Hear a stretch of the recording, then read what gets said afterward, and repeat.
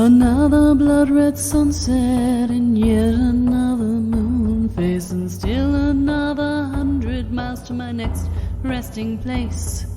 Driving down the road, eyes on the horizon. Within my car, I'm all alone, but feeling good and feeling strong, knowing that this path I'm on brings me to myself. I'm driving. Hey now all, I'm HonuJoeyC. Welcome back to another episode of Spirit Sherpa. This is the show that helps and encourages you on your journey to unlock your magic mojo. With me, as always, is the Spirit Doctor, Kelle Sparta. Hey, Kelly. Hey, Joey. How's it going? It's going. Yeah, you look like you got something not just on your mind. You look like you're ready to burst right now, Kelly. I'm a little pissed off. Oh, boy. Time for a Kelly rant, ladies and gentlemen. Yeah. So, but before I rant, we should probably talk about what we're going to talk about. Yeah, let's let them know, because it's coming at them, I think hard and fast, as they say. Yeah. Well, Yeah. And according to the list here, we're talking about purchasing magic. Yes. Okay. I want to talk to you guys about the dangers of purchasing magic. And when I say purchasing magic, I'm not meaning, oh, I got this really cool wand, or I got this really cool crystal, or I got these things that are infused with yumminess or whatever, right? Yep. What I'm talking about is purchasing spell work from someone else. Okay. And spell work in the form of charms or gree bags or voodoo dolls that are already charmed up. Mm-hmm. I need to really caution you. I think it's a very bad idea to purchase magic from others. Okay. And the reason for that is that you don't know who it is that you're purchasing it from. And one, whether they know what the hell they're doing. Mm-hmm. And let me tell you, from recent experience, there's a lot that don't. And two, whether or not they're actually doing it to help you, or whether they're just taking your money and taking advantage of you and maybe giving you something useless, or maybe giving you something that will damage you. Okay. So this is the cautionary tale, right? First off, it's almost impossible to know what you're getting, period. I mean, I'm way into this. I can read energy like no tomorrow. And I still can't tell you exactly what went into a spell or a charm that I'm looking at in my hand. I can tell you if it feels good or if it feels like it sucks, right, or if it feels dead. I can tell you those things, but I can't tell you every little intention and stuff that went into it. And so this brings me to the point of what you have to work with is what they tell you they did to it, which is number one. And hopefully they would say the truth. Mm-hmm. I did this, I did that. But if you don't know enough about the mythology, and you don't know enough about the magic, and you don't know enough about the intention, then you still don't know if what you're getting is good. If you know enough mythology, and you know enough about the intention, and you know enough about the magic, freaking do it yourself. Right. You should not be paying somebody else to do it. And so, this is kind of my point is, we've been talking about this all along, is that magic can be dangerous, and, it's not to be messed with. It is, it's like electricity. It's perfectly safe if you deal with it in the proper ways, and it is incredibly helpful and useful if you deal with it in the proper ways, and you wear the proper tool, you have the proper tools for the job, and you know how to shut it down and turn it on and connect things properly, and not cross connect the wires, and, make sure all the junction boxes are right. If you know how to do that, electricity is amazing. Right. If you don't, it will freaking kill you. Right. In large enough quantities, you can kill yourself. Magic is not that different. It may not kill you directly, but with the intention set in different ways and badness and hooked into messed up stuff, it could do it indirectly. It's really not good. Right. So, here's the challenge that I see is that people get into this. They come in and they see Harry Potter, or they see The Craft. Oh my God, The Craft. The Craft children drive me crazy. I'm so glad that the movie is old. At least we're getting not as much of it. They see all these TV shows and movies and they go, oh, I want to do that. That's really cool. And it's like, okay, sure. But they don't want to do the work to get there. And so, we have this thing in the US that we want to just take a magic pill and have it all be better, right? Yeah. Have it all work. And I was like, I want to be Neo in the Matrix and just wake up and just be able to do stuff. But even Neo couldn't just do stuff, right? Well, and we talked previous episode about spiritual bypass. It sounds like this is a construct of almost magical bypass where people don't want to do the work. They just want to be there. They just want to have the results, right?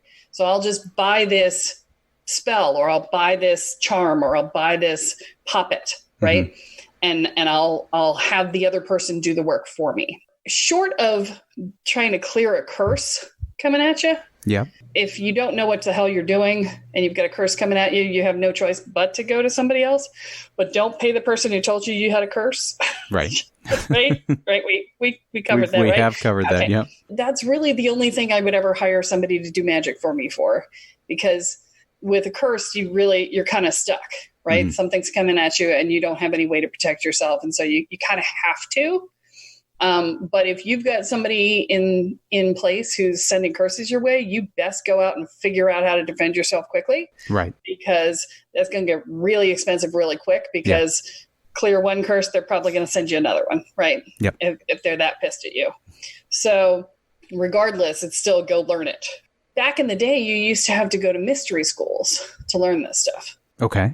Doctor Strange is probably the best example of a mystery school, right? Mm-hmm. They literally made you ask 3 times. They would turn you away 3 times by default. They said no by default on the first round and the second round.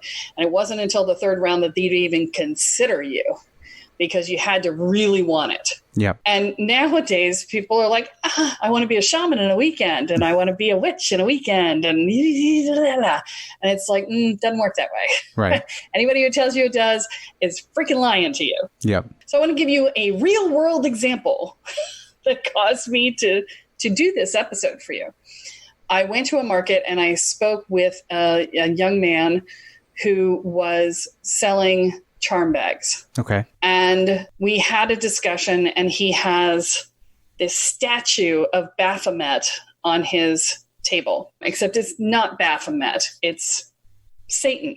Okay. Right? So Baphomet, for those of you who don't know the mythology, Baphomet was an early version of the horned god. And that statue got morphed into what the Christian church turned into Satan. Okay. And so I start talking to him, and he makes some references to Satanism. Evidently, this is something that's growing in popularity. Yeah. And I didn't realize it. I've seen it online, like, I don't know, 8 or 10 years ago. I saw it somewhere. I don't know how I ended up linking to it at one point, but I found it online back then. And, the tenets, the last I saw, were basically, Lucifer, the Lightbringer, says to be self-determining and whatever. And so, okay, whatever, that's fine. I don't have any problem with that. But this kid is looking at me and saying, well, I hear Wiccans all the time say that they don't believe in Satan, but Satan is in the mythology.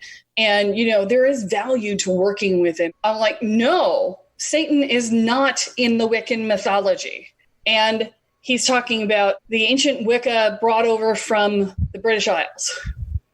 I got news. There is no fucking ancient Wicca brought over from the British Isles. It does not exist. Wicca, as we know it, did not exist prior to the Gardnerian practice, which is like 1940s, 1950s. If you want to really push it back, you can go to the OTO and to Aleister Crowley. There's nothing freaking ancient about it. Everybody who knew what the hell was going on with it back in the ancient times was killed. Unless somebody has it through their family lineage, it doesn't exist. Okay. And then he's saying that there's value in working with Satan because he's in the mythology. I'm like, no, he's in the freaking Christian mythology, which is not the Wiccan mythology, which is not the same thing. And when you tap into Christian mythology to do your work, you're inherently tapping into the morphic field of Satan that Christians have created as evil. Right. You're not tapping into Lucifer the Lightbringer. You're tapping into the Satan of Christianity, which is a morphic field that exists from the Christian construct.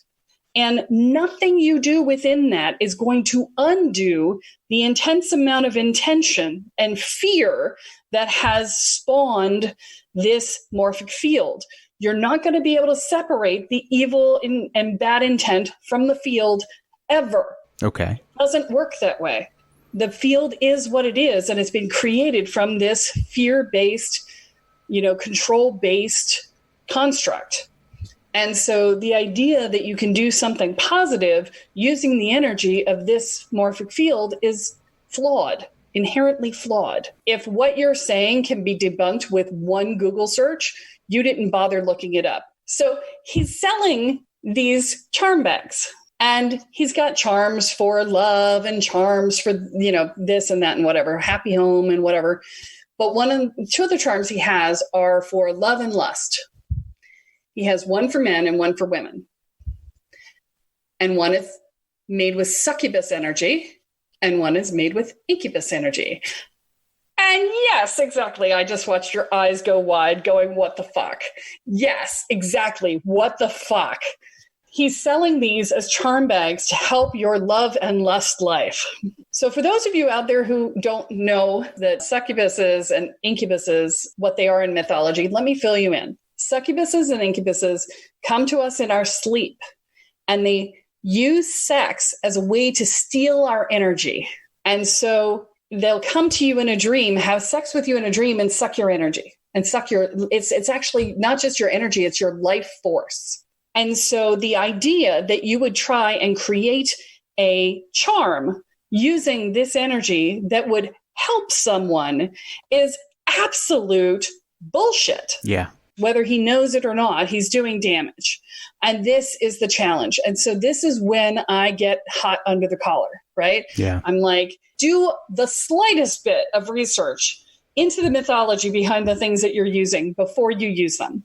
Well, and this goes back to our conversation about symbology as well, where, if you use the wrong symbol in the spells you're creating or the thing that you're creating, you could be completely opposite what you're expecting to do. Precisely. Yeah. Yeah. And some symbols have multiple meanings. Right. Which muddies the water even still. Depending on the perspective you're coming from or the culture or mythology you're coming from. Exactly. Yeah. Which means that the morphic field of that symbol has multiple different aspects to it. Yeah. And you want to make sure that you're on the right facet. Okay. I have so many questions. Okay. You've been going, and I don't want to stop you. No, please. I've had my rant. I've had a couple questions come through. So let's jump back to the whole start of the rant here and the concept of what we're sitting with, which is purchasing magic. And you've laid out not necessarily a fan. No. With the exception of seeking help to protect yourself in the case of something like a curse.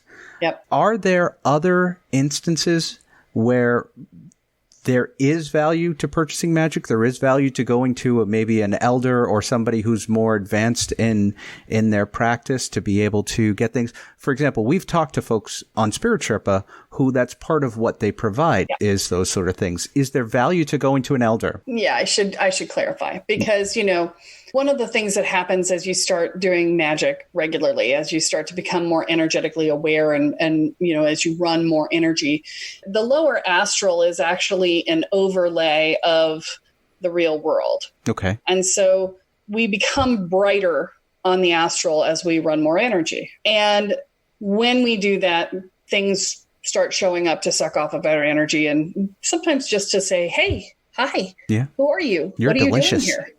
Right. I'm just curious. Yeah. Right. And so before you understand how to protect yourself, paying for things like house clearings. Yep. Or even letting somebody else ward your house for you before you know how to do it. Yep. Mostly it's about protection. Yep. So, I'm really not hip on having somebody do magic for you for anything other than like protection or, for even, sometimes the simplest of things, I used to sell real estate years ago And anybody who sells real estate knows that there's this practice of burying St. Joseph upside down in the front yard. Yep. If you can't get your house to sell. Yep. And that's supposed to sell your house faster. And it freaking works. I will tell you, it freaking works. And, that's a spell, right? It's a spell done by real estate agents and homeowners across the country. No one has a clue where it came from. Nobody knows how it got to be what it is. As far as I know, St. Joseph isn't even associated with homes, but somehow that's what it is. And getting a recommendation to do something like that and then going and doing it, it's like, yeah, okay. You're using the morphic field. That's high magic, actually. Okay. Oddly. All it is digging a hole and sticking it upside down in the ground. But it's high magic because you're using the energy of every person who's ever done it to fuel the intention. Okay. So, things like that. I mean, when we go and get energy work, it's buying magic to a certain extent. Yeah.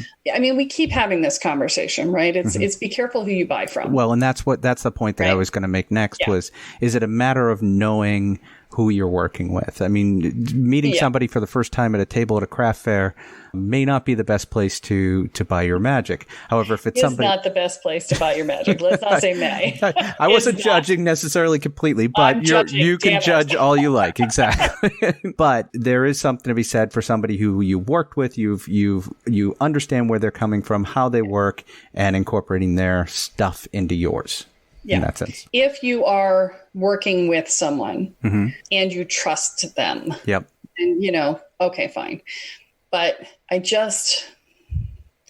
there is this tendency, and I'm going to say it again, right? If you're working with someone on a regular basis, then you're actually doing the work, right? Yep. You're actually investing in the process. And the problem is that that's not the people who get in trouble with this. Right. The people who get in trouble with this are the people who are brand new. And somebody tells them it's a good idea and they go, oh, okay. Yeah. And next thing they know, they don't know why they're sick as a dog. Yeah. This is the challenge, right? Yeah. We're what episode is this now? 72. 72. We are 72 episodes in. And, we started talking to beginners when we started. We were the beginner's guide. Yep. And that has changed. That has shifted as we've gone through because, there's only so long we can talk at the beginner level because you guys start to actually learn shit as you are evidenced of. Because you were kind of like deer in the headlights when we started. And now you're like, hey, I've got these really relevant questions to ask. And I'm like, okay, so we're there, right? Yep. So as we get further along in this process, I want to task you guys with looking out for the newbies.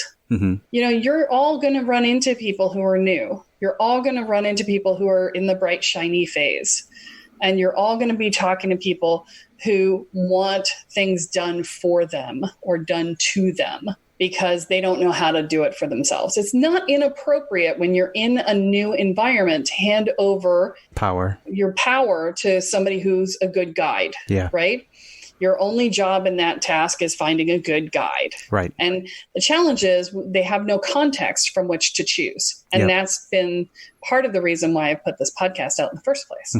If you see somebody who's in a position where they're about to do something like buy a spell from somebody and they don't have the slightest idea how to use it or what to do about it, then, really think about, help them out, right? Well, and it goes to what we talked about eons ago when we did the episode on how to choose a spiritual practitioner. Right.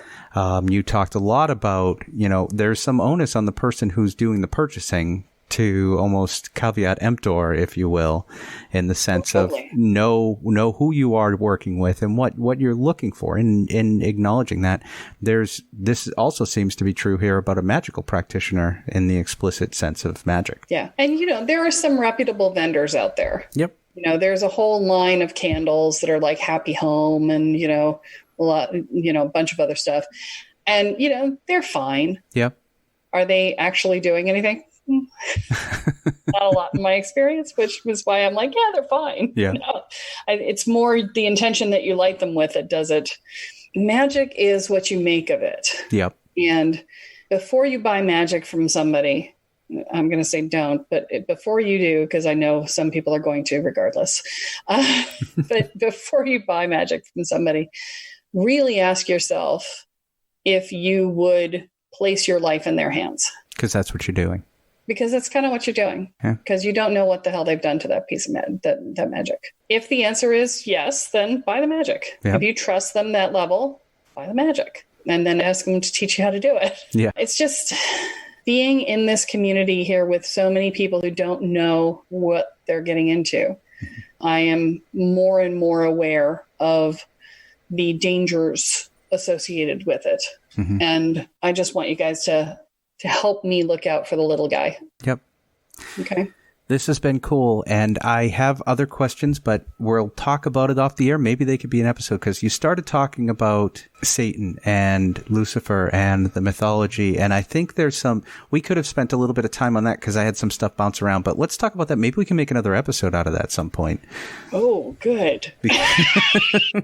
You're really trying to get me in trouble down here in the Bible Belt, aren't you? Well, no, what I think it is a lot of people automatically equate angelic mythology to Christian mythology, and I don't know that that's always 100% what everybody's doing. So I think it would be interesting to talk about whether that it should be what everybody's doing. Is angelic mythology always Christian mythology, or is it its own thing?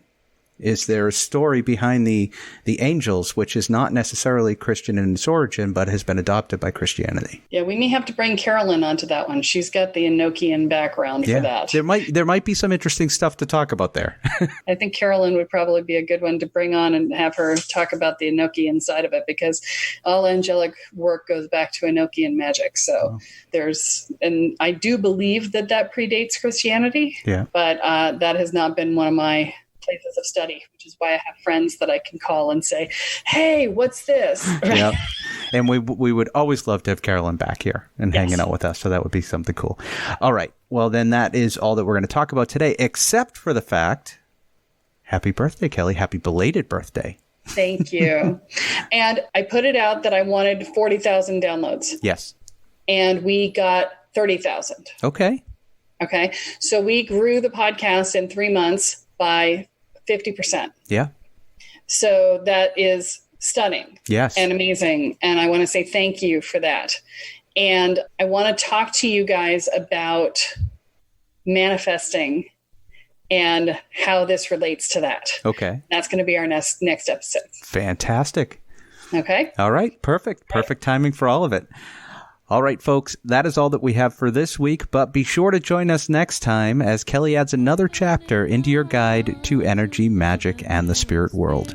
I'm HonuJoeyC here with Kelle Sparta, and you have been listening to Spirit Sherpa. So long, everyone. Each while I travel over 13,000 now, I leave behind a little fear. Spirit Sherpa is the sole property of Kelle Sparta Enterprises and is distributed under Creative Commons BY-NC-ND 4.0 license. For more information about this licensing, please go to creativecommons.org. Any requests for deviations to this licensing should be sent to KELLE@KELLESPARTA.com. That's Kelly@KelleSparta.com. To sign up or to get more information on the programs, offerings, and services referenced in this episode, please go to KelleSparta.com. This episode of Spirit Sherpa has been produced by HonuVoice Productions.